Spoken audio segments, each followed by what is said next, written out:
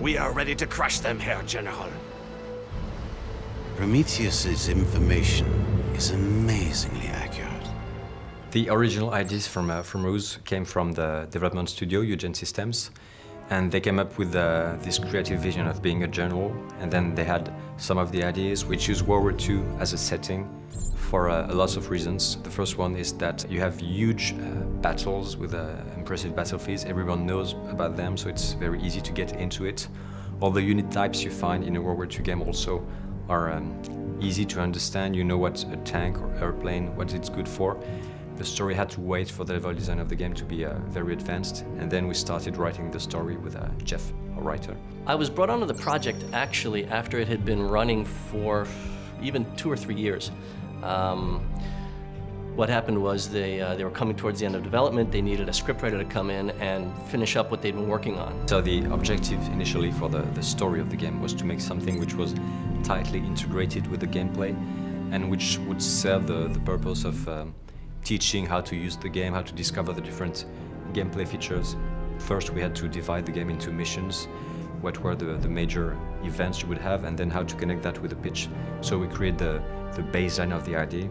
And also making sure that the story wasn't sort of imposed on the player. The player would do something and that would trigger a story element. So that the player feels like they're more acting in the story than just sort of having it shoved down their throat. I beg your pardon, sir. Do you really trust those reports? I mean, Admiral Canaris himself has concerns about Prometheus.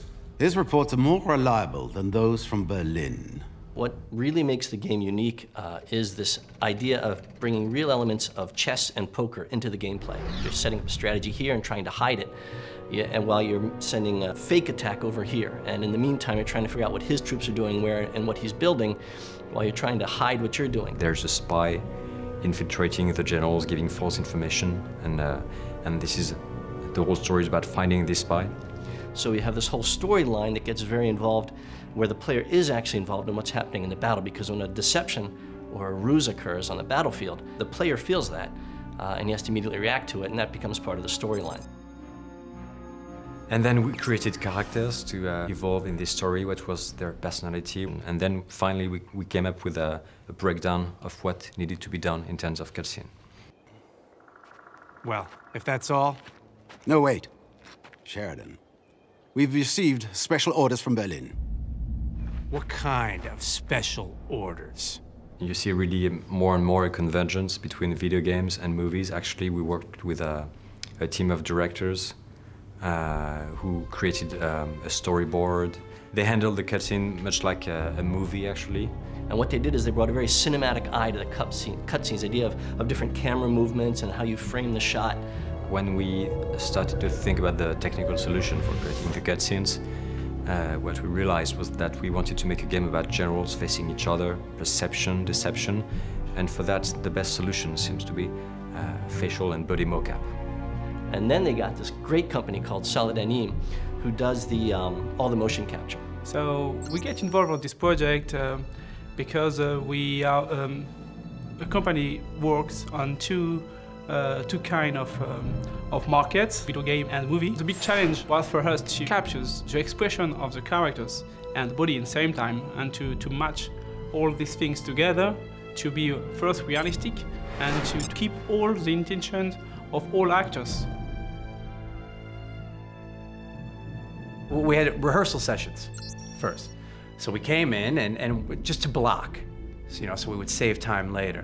So we would all come in and go through scene by scene by scene by scene, and okay, what makes sense here? And then you had the directors as well of the mocap session. You had directors they're watching your level of acting, and then you had the directors, more on a technical level as well. If an actor reads a line, there's all sorts of gestures that might go with it. It's like, take these, they gotta go to headquarters.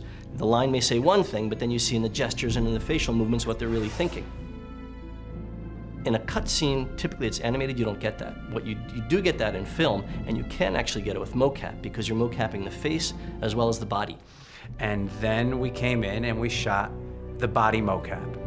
So we come in and everybody gets their suits on, and then we have a gentleman who comes in and puts all the markers on, and then we do a test, do a little gymnastics test for the computer, I think, to make sure that everything's in sync. We want to have a really precise animation for body, so we set up the camera essentially to get the pretty small detail of each animations. Wearing the mocap suit. It's not always the most flattering piece of material. Yeah, imagine walking around in a scuba suit all day. After that, we use the same system to capture the facial and the voice together. Facial mocap had done that once before. And yeah, I think they put a series of maybe 40 markers on your face. Sometimes even small motions in the face or close-up shots can tell you much more than 5 lines of text. We built a special glasses with HD camera on the front. This camera can capture the pupils animations just to have more emotionals for each animations.